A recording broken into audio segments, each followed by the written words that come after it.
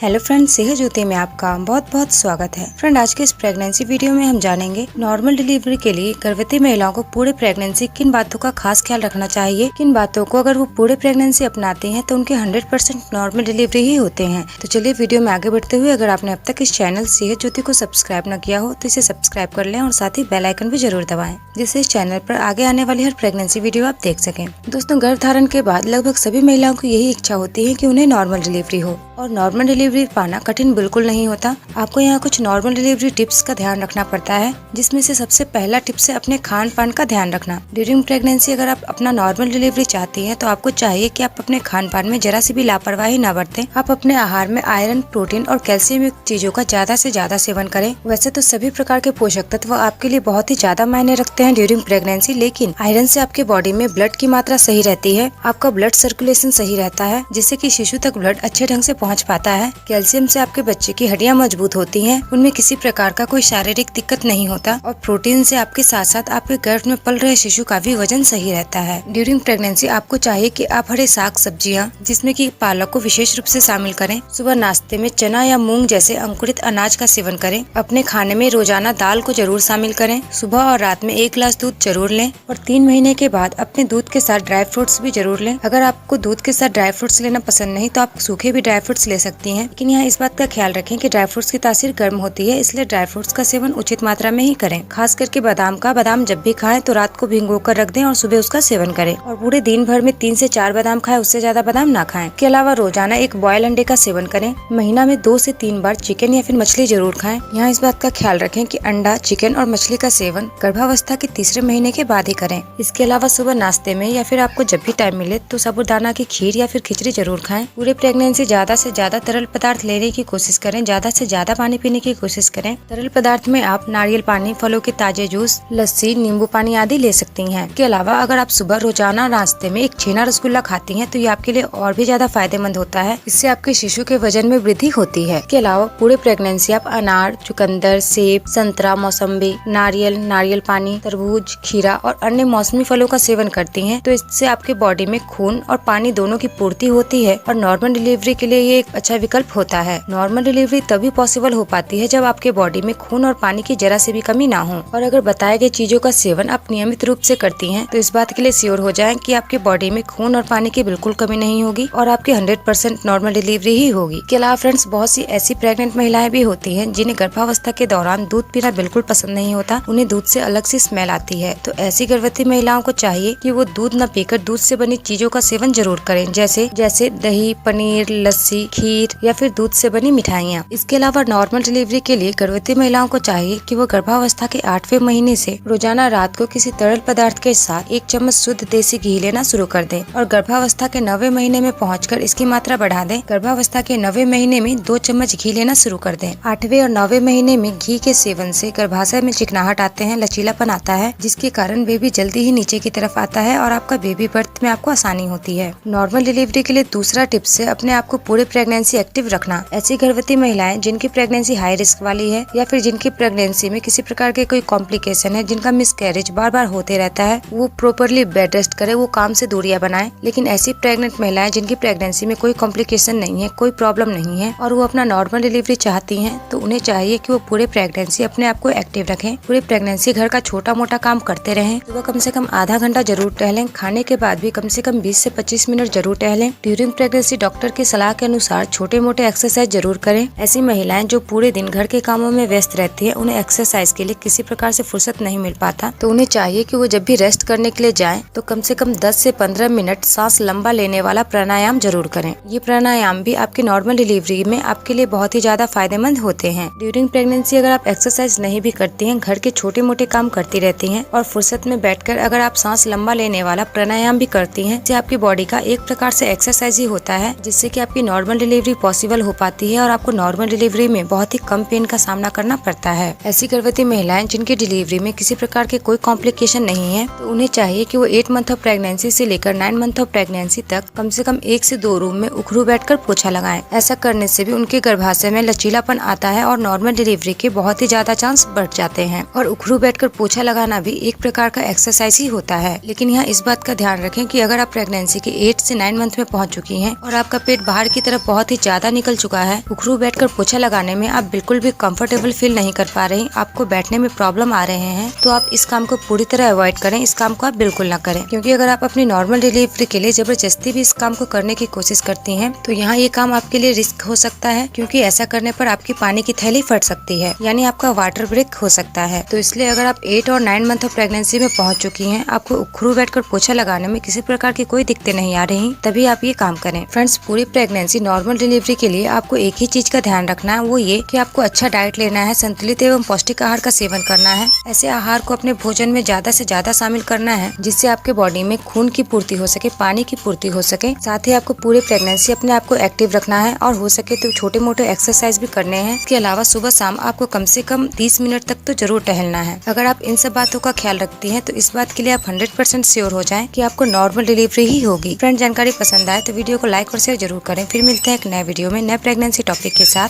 तब तक के लिए अपना ख्याल रखें।